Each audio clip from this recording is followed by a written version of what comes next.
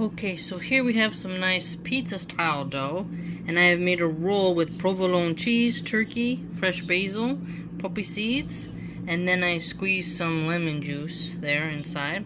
Topped it with some Atlantic sea salt and olive oil. Let's put this in the oven and see how it turns out. This will be for my kids' school lunch. Alright, turned out nice and cheesy.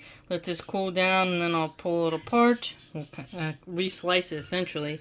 And then package it up for my kids' school lunch so that all she gotta do is grab it and put it in the lunchbox. Yeah, mashallah, tabarakallah. Labor of love.